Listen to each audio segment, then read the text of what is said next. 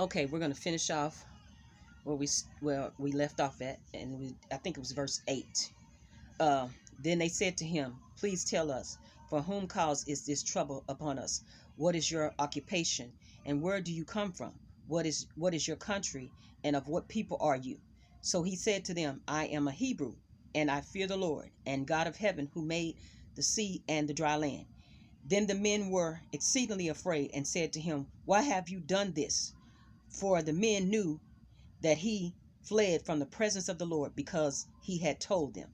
Now we're gonna go to Jonah, the third chapter, because in the third chapter God speaks to Jonah again in the belly of the whale and tells him to go to Nineveh again. So it says, "Now the word of the Lord came to Jonah the second time, saying, Arise, go to Nineveh, that great city, and preach to it the message that I tell you."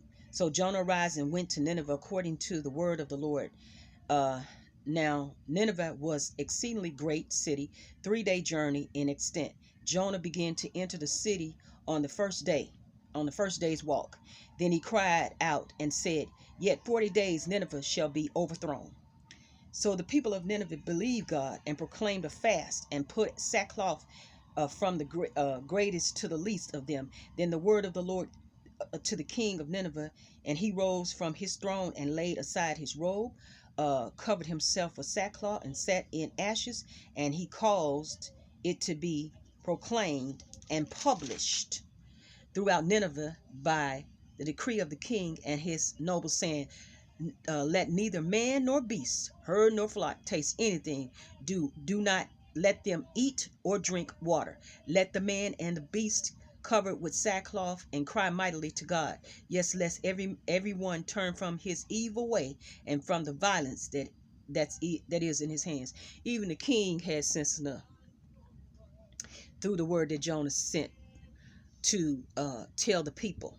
Now the king wasn't really saved, but he knew that Jonah God was real. So he obeyed the voice of Jonah, and it wouldn't eat, start fasting, wouldn't eat. Now, and told everything else they couldn't eat either. Because he made a decree, because he wanted that city to be saved. He didn't want God's wrath to fall upon that city. Now, I said that to say this: prayer changes things, but through Jonah's disobedience, those people were saved.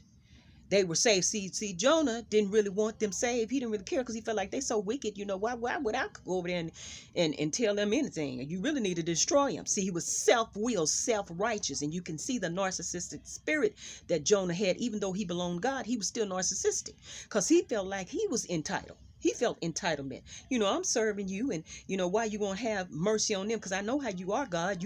If they start repenting, you're gonna have mercy on them. So why should I go over there and tell them anything? He didn't want to do